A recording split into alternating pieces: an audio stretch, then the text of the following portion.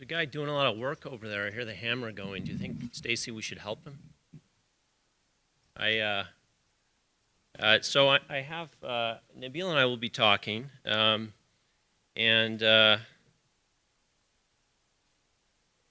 yesterday was a patient day, and at the end of it was a really interesting talk. And it was given by this young guy. He looked like he was about 20, had a full head of hair, and he was very enthusiastic, and he spoke about how to give a talk. And I've heard some of these before, so I was very skeptical about how informative this would be. He was talking about how to advocate, how to engage your audience. And in spite of his youth, he reached back to classical times, to the origins of rhetoric, and I actually learned something. I stayed and I listened. And he said that the modes of presentation, that there's a formula to engage you. And I'm going to try to use it today. We'll see how successful it is. So the first thing I'm supposed to do is appeal to your ethos, which is I'm supposed to try to relate.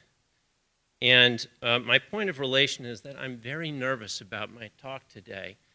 And that's because Nabil, who I'm coordinating with, was held up last night. And he showed up about an hour ago, and I handed him my slides, and he did a lot of stuff to them, and they're loaded. And I have no idea what's ahead of me in my slide deck. Completely unknown. So I'm very nervous about that. I'm supposed to, in spite of not having any idea what's in my slide deck, use logic to try to assure you that I know what I'm doing and that Nabil and I have something insightful to offer here. And then at the end, I'm supposed to appeal to you with passion, with a sense of purpose in our work. So we'll see how this goes today. And I guess, Nabil, we'll see how the slides turned out. This will be fun.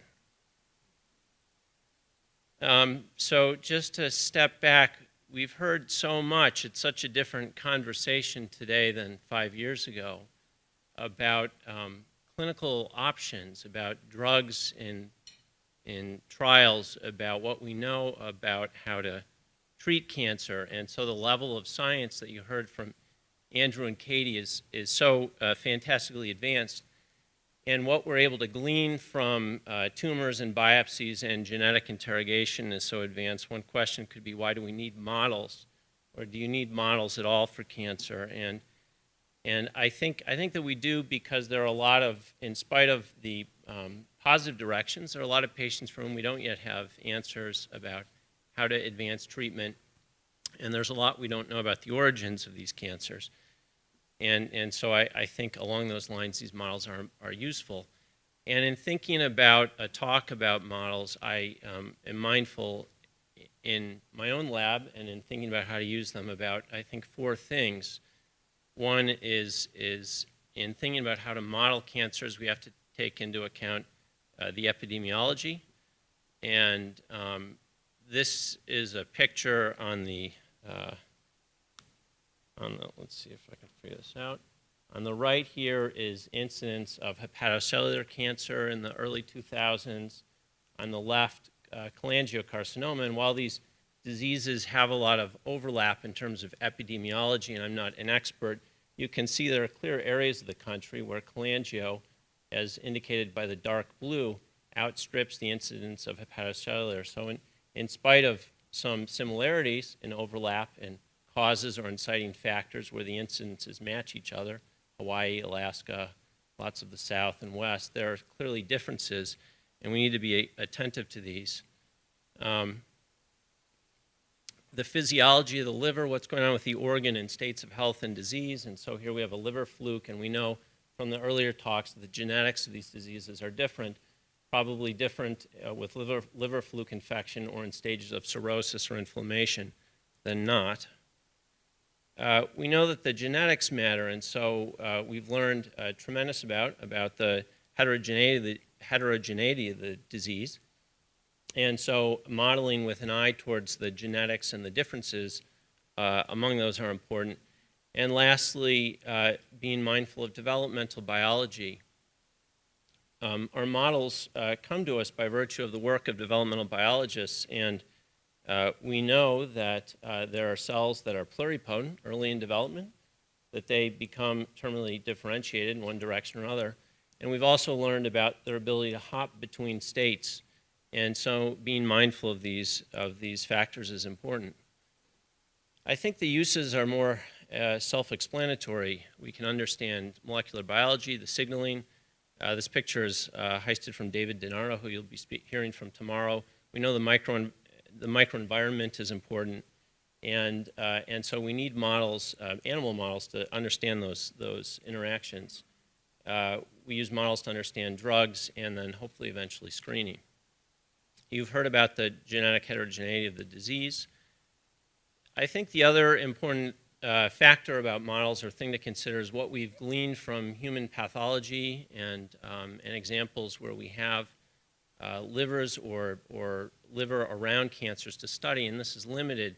As we know, not everyone is able to have an operation, so often we just know there's a cancer there. And there's a general sense that cholangiocarcinoma can originate from a number of different precursors. And so bilin, which is sort of a typical progression of genetic and pathologic change in the bile ducts. There are these larger cystic things called intraductal papillary neoplasms, and some people have looked at the genetics of those, and those harbor some similarities with cholangiocarcinoma. Biliary hamartomas and von Meyerberg complexes seem to be a little bit more confused. There are some associations, sometimes not. And then I also think it is important to reflect on what we learned from the models, mouse models or other models, and reflect back on the human condition. And as you'll see later, there are a lot of instances where hepatocytes can be reprogrammed, and so it begs the question, in people, can hepatocytes harbor mutations that will change their state of differentiation?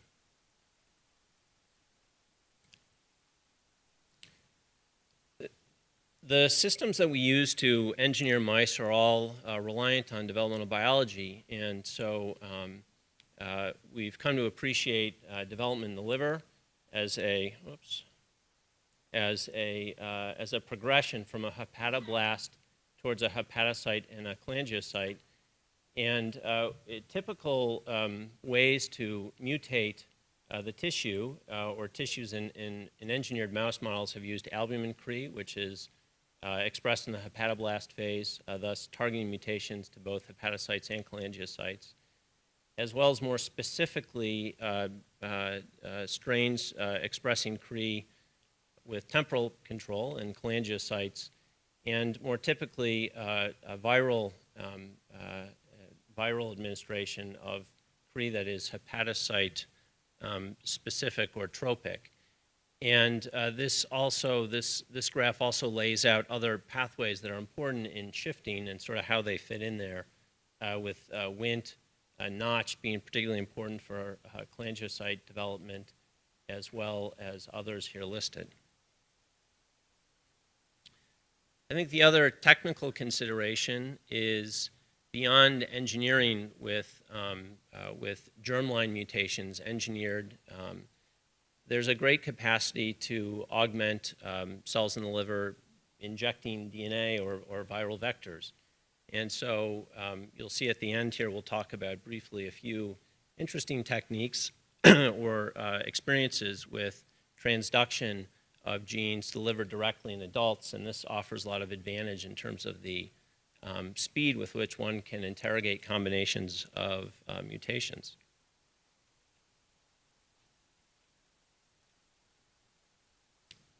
Liver homeostasis in the adult is also, I think, very important to consideration of these models.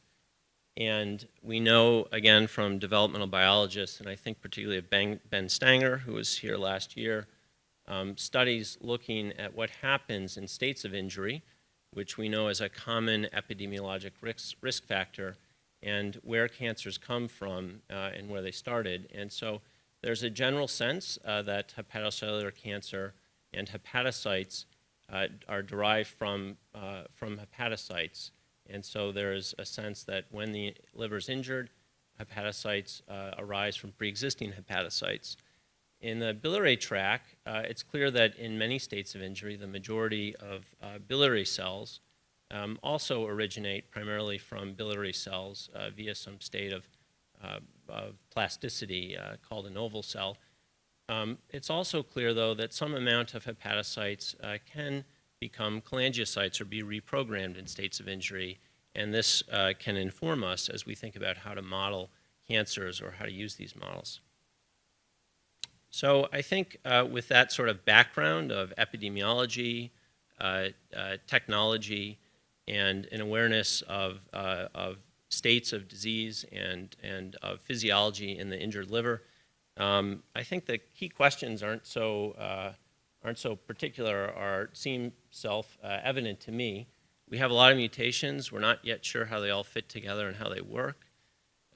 There still are questions about mutations in cell types and which cell types are susceptible to which mutations and which combinations. And then ultimately, with an eye towards therapy, and can we use these to understand something about cancers that we don't yet have purchase in terms of treatment. I'll present a couple cases of sort of studies of modeling or of understanding how genes work in cancer, and some of the ones I'm more familiar with. This won't be comprehensive, but we'll give a couple examples, and then I think set Nabil up to talk about some of his work with human xenografts. So cholangiocarcinoma has actually been modeled for a while, and so as long as there have been people knocking genes out of mice and subjecting them to carcinogens, they've had cholangiocarcinomas. Probably it took a little while for people to recognize them. So in Ron DePino's lab quite a while ago, P53 heterozygous and null mice were subjected to a carcinogen, and they developed cholangiocarcinoma. And later, Leinhardt Rudolph, who was in Ron's lab, looked at deletion of P53 using an albumin or a hepatoblast-targeted CRE, and found that he got largely mixed tumors, so tumors that shared both hepatocyte and cholangiocyte cell types. So a mixed tumor is not so uncommon, and so that was an interesting observation regarding P53 and tumor susceptibility in the liver. When I was in Nabil's lab, Andrew Zhu said, "Hey, why don't you look at cholangiocarcinoma?" And so we took some alleles that we were using for other experiments, and there was a recognition of KRAS and P53 being a common co-mutational event in this disease. And using that same hepatoblast deleter, we found that these cooperated to yield cholangiocarcinoma. So when lost in the hepatoblast stage, we would see animals develop cancers within 2 or 3 months, and here's a picture of it. We also noticed that there were a fair number of mixed tumors. There were also some hepatocellular carcinomas along with those. And interestingly, precursor lesions. So some of the things that were described in people, both these IPBNs, which you can see here, in both sort of a high-grade and low-grade fashion, as well as something that was reminiscent of a biliary hamartoma or von Meyerberg complex.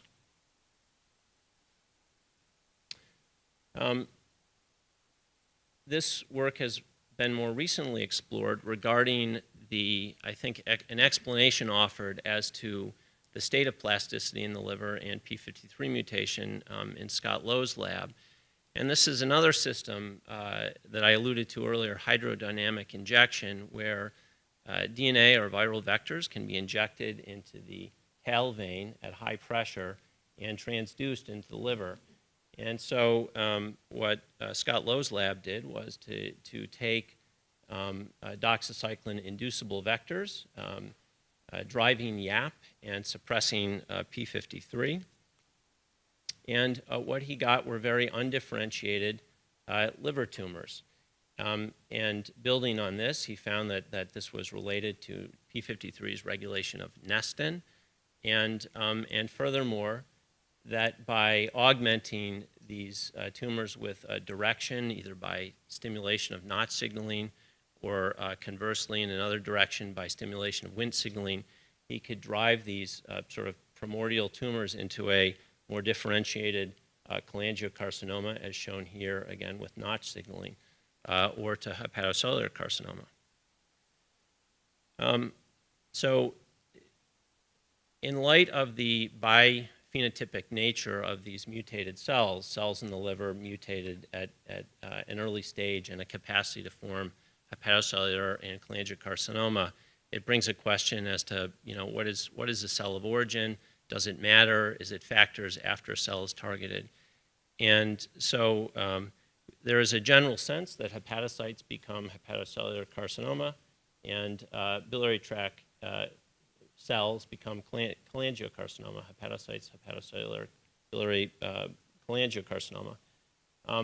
But this was tested directly regarding the ability to take a hepatocyte and derive a cholangiocarcinoma by a few groups. Holger Willenbring's group used a Sleeping Beauty transposase-mediated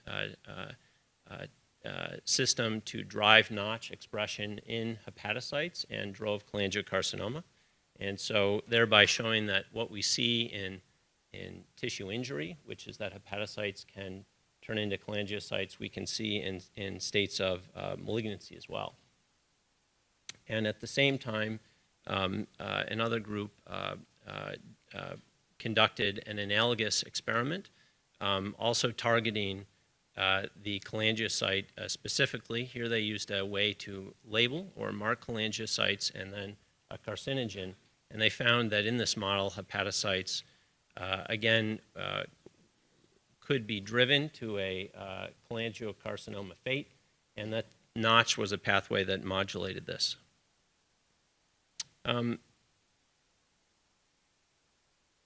Regarding a potential for cholangiocytes themselves to become cholangiocarcinoma, this was tested directly by Stuart Forbes and his team, including Luke Boulder, who's here and who you'll be hearing from later.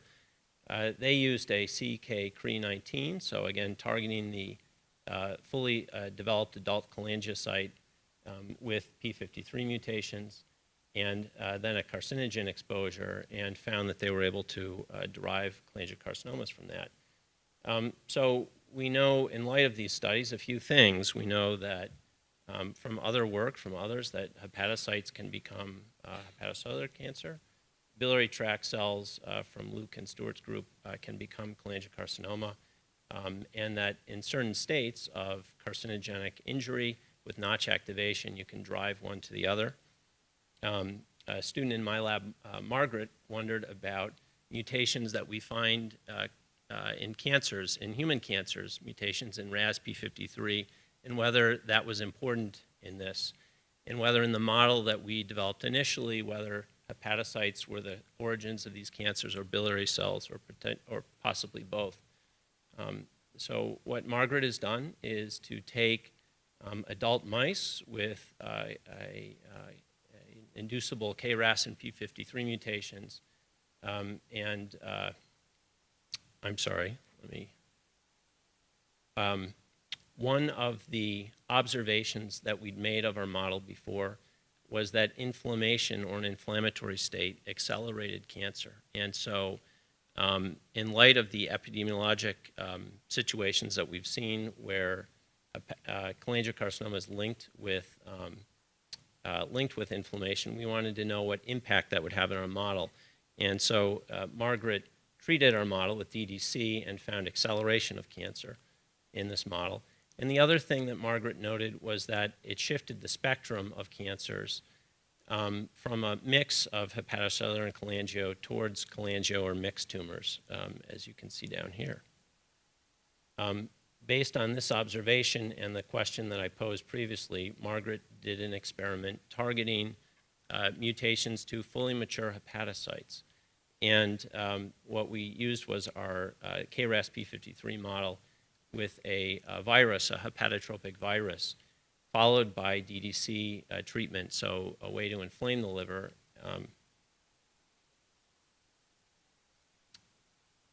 I'm sorry, here we are.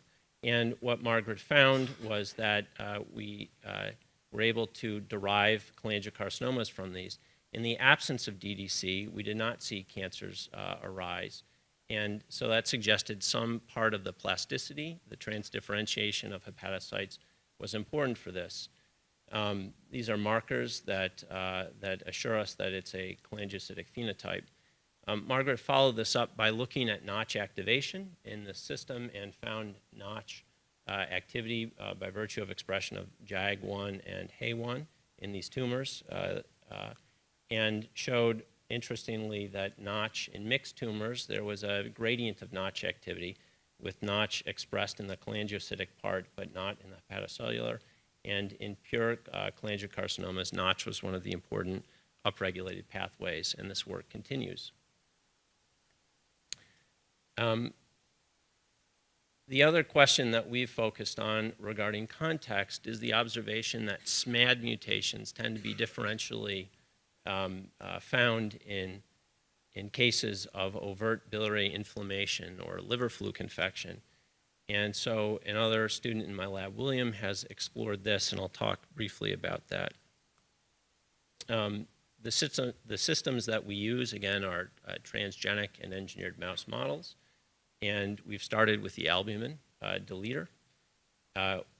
William asked the question, first, in light of this, whether in states of inflammation this pathway was upregulated, which, based on the work of others, we thought would be the case. And so he treated mice with DDC, which is a way to injure the biliary tract, and found high levels of expression of TGF-beta family ligands, and likewise activation of downstream signaling pathways in the SMAD family, shown down here.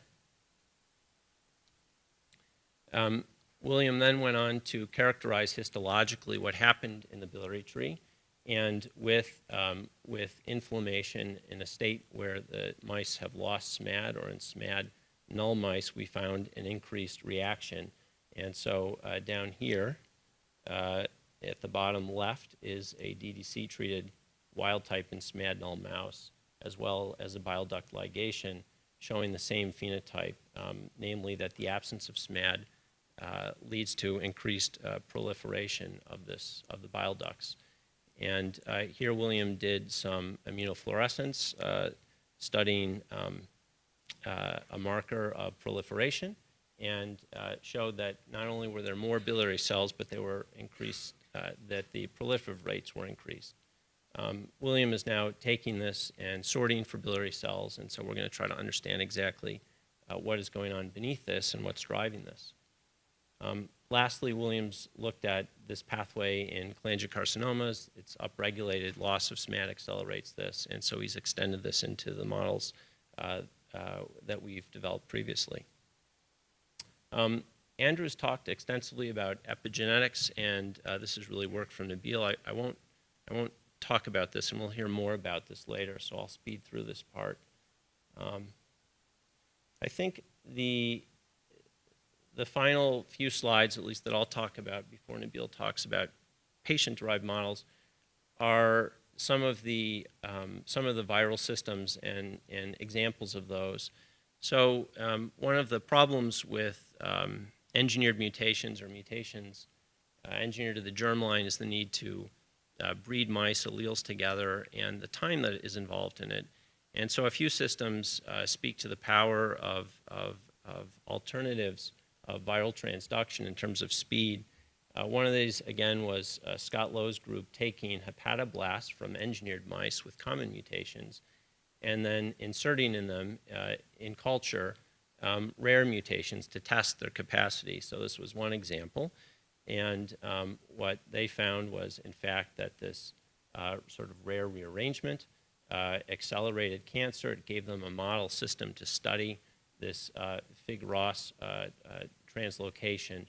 And so given the sort of breadth of mutations and specific arrangements that Andrew and others have shown, these sorts of systems to quickly interrogate them seem very powerful.